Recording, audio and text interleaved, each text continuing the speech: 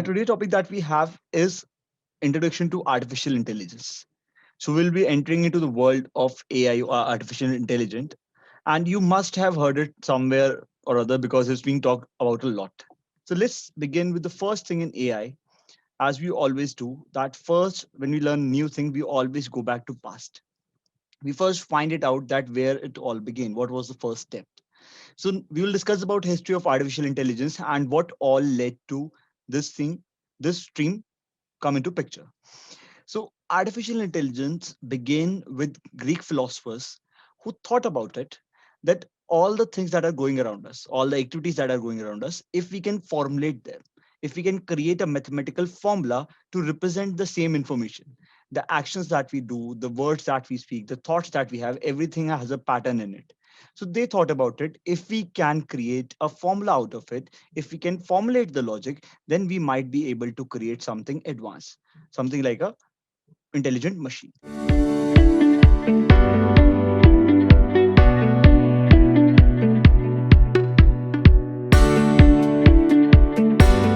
So this was the first step. The Greek mathematicians and philosophers developed the concept of formal logic. Okay, formal logic means that we base a logic based on a formula.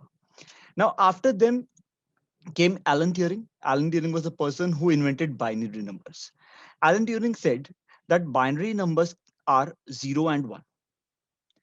He said that everything that is around us, every data that is around us, we can represent that information using just these two digits.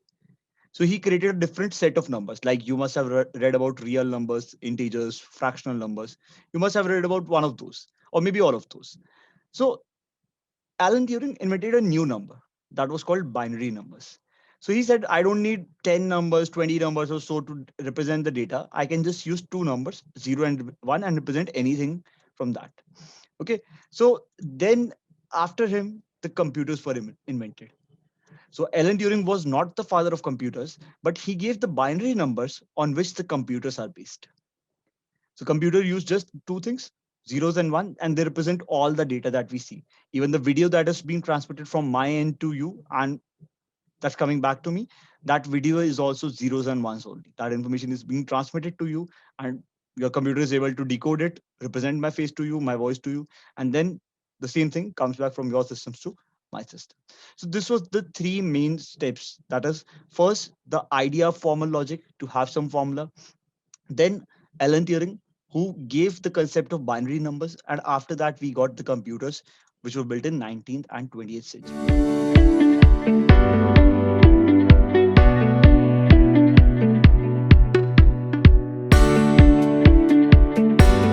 After this, the best thing about AI, or something very interesting, that 23 years back from today, in 1997, not exactly today, not the date, but the year, 23 years back from this year, we had a AI that was Deep Blue who was able to beat the world chess champion. Gary Kasparov, who was the world chess champion at that time, an artificially intelligent machine was able to beat him. And I think you know the complexity of chess, how complex that thing is. Okay, how many permutations, how many combinations, how many different ways you can move in a game of chess. So an AI that was built 23 years from now has already achieved this much. This is all about history of AI, where it all started and where it has reached till today.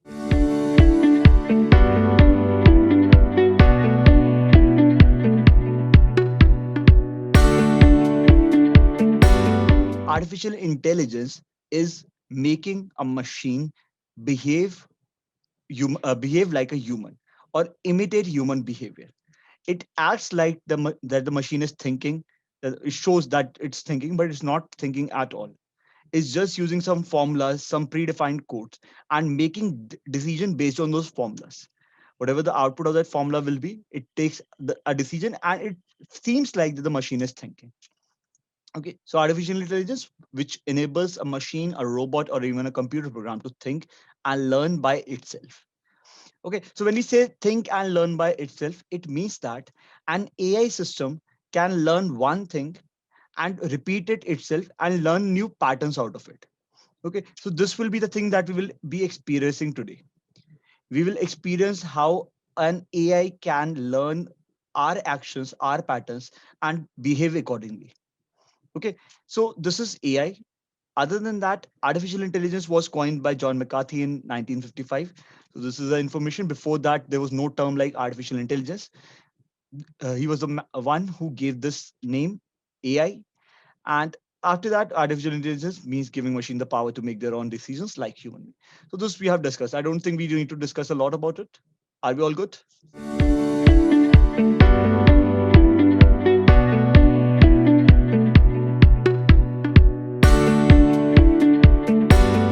Now, when you discuss about AI, the next most important thing to know is that what we have actually achieved in AI.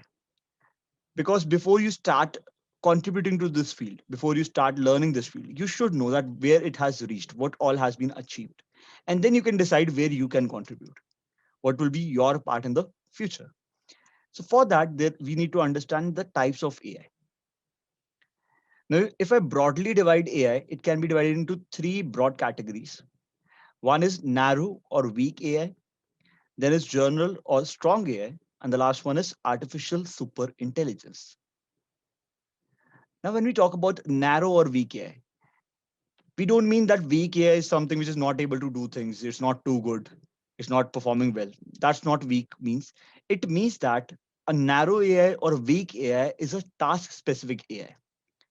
That means that AI, Deep Blue, which was able to beat a world chess champion 23 years ago, that AI, which is so advanced, will not be able to play a simple game of Ludo, maybe tic tac. It won't be able to do that because it was trained to play chess, so it can do that only. It cannot play the other game. So the AIs that we are creating right now, they are all in this range. All the AIs are narrow or weak AI. They all are trained for one task and they can do that perfectly, but cannot use the same knowledge to do other tasks. Yes, Aaron, your question? If AIs act like humans, does that mean they also make mistakes? Yeah, absolutely. They make mistakes. That's why we train them. That's where we improve them. For example, if we make mistakes, we get punished. Okay, we get scolded about it. There is some kind of penalty that we have to pay. Okay. Similarly, when an AI gets punished, there is a function called a loss function. There is a formula that is calculated, and wherever a AI make a mistake, for example, I have written A on the system, and the AI reads it as some other alphabet. Maybe it reads it at V, or maybe some other alphabet that AI is not able to judge that I wrote A. So internally, the AI will get penalized for that. It will be punished for that, that you have made a mistake, so your marks are deducted. And AI learns from that.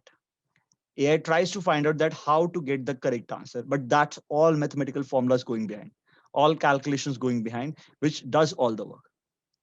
Okay, but yes, absolutely. If AI acts like a human, it can make mistakes like a human too. Fine. So we are currently in this region only. The narrow or the weak AI, all the AIs that are being made are single task specific.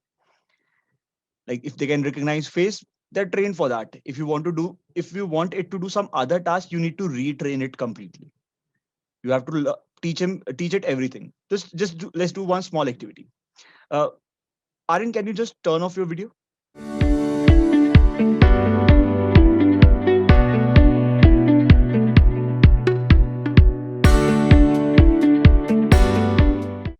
Is it the only activity that he knows how to do it on a PC, on a system? He did two steps, but is it the only activity? He used left click. He found out where was the option and clicked on that. Again, used left click, moved the mouse cursor, went to the same position and did the same thing. But this is not all Aryan has been trained to do. He has been trained how to move mouse, how to move, like how to look at the screen, how to find things. But he can use that same knowledge to maybe use pen and find information on a copy. He can use that information to use something else and find information around him. So that means the person, a human being, is able to use one knowledge, one skill set, and use it on some other task. But the AIs that we are making right now are not able to do that. If they are trained on one thing, they will do it near to perfection. Not perfectly. There is nothing as perfect right now. It's always near to perfection. But yeah, they won't be able to use that same knowledge directly to the other task. We have to retrain them. There has to be a manual intervention between. Whereas in humans, that doesn't happen. We do it on our own. You were taught to walk, you started to run yourself. You weren't told or taught about how to run. You just taught about how to walk. Okay. But we are trying to move from here and trying to move our AIs into journal or strong AI. We are trying to make those AIs which can do one task, learn one task, and use it on some other thing, just like humans. Just like right now, Ahmed is playing. So this is not the only game that he can play. He can play many more games because he has a general knowledge of how to have fun. And that same information can be used in some other context also.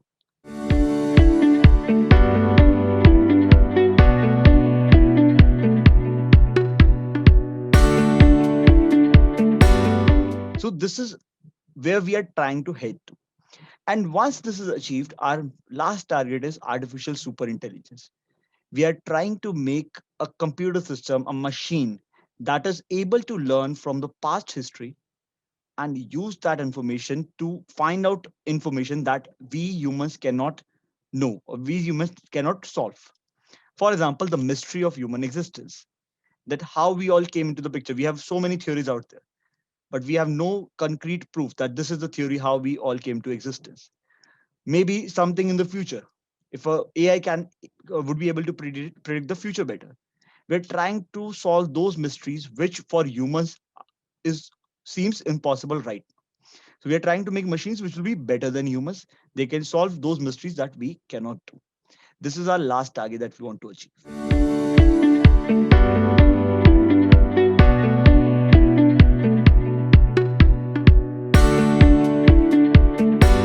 This is a game called Rock Paper Scissors. You must have played it. You have three options of rock, paper, and scissors, and according to combination, you win or lose. We are going to play that game, but we are not going to play among each other. We are going to play with a system, with an artificial intelligence system. I will drop the link in the chat. I will switch my screen to that AI game. We will see how that game works. And I want you to play like say 20 rounds with that game, 20 or let's say 30 rounds, and see if you can beat the game. And remember, we are all playing differently. So let's see if one of us can beat that AI. So here you go. One, two, and here's the link. Three. Click on play, and you will get two hands on left and right side. Use these options to play. Let's see if your system can, like, if you can beat the system.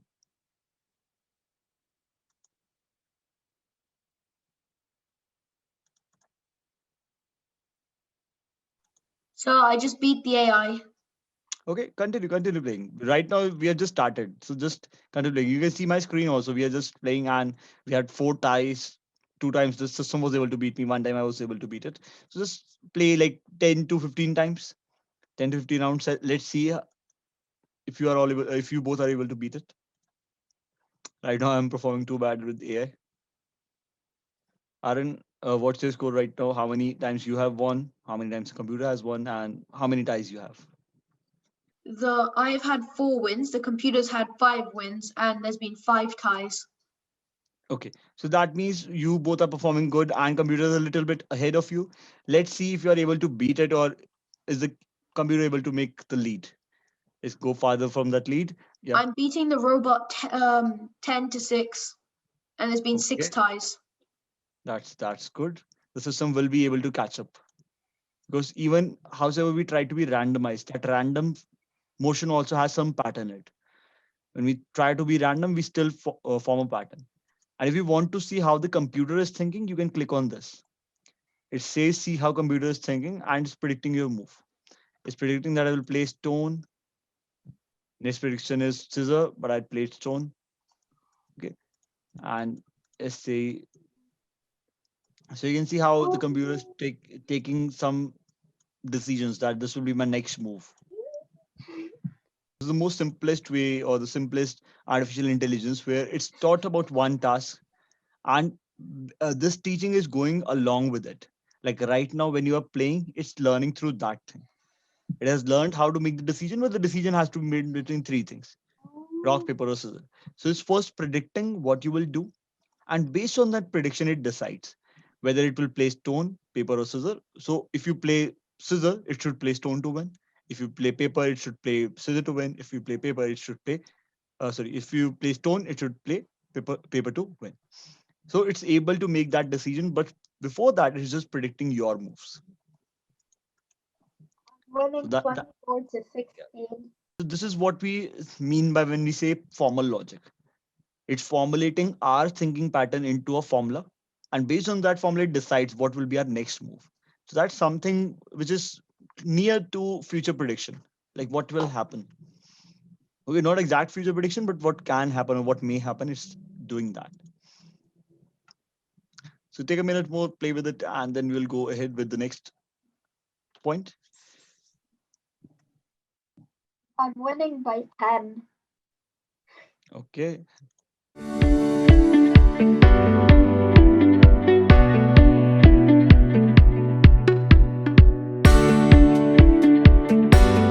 This was the first AI that we just saw. This is like again a weak AI because it's trained on one task of playing rock paper scissors and is doing that perfectly. It will be able to learn about you, but yes, if it learns about Aryan and Ahmed comes and plays with it, it won't be able to beat him directly. It will be able to learn and catch up, but not able to beat him directly. Similarly, if Ahmed plays, I after that I play with that same AI, I won't be able to beat, or so that AI won't be able to beat me directly or quickly. It will be able to catch up. And if we require that AI to play some other game, it won't be able to play that all at all. We need to retrain it from scratch. We have to train it again to learn the next game and then play it. Okay, that's why this is weak AI at the moment.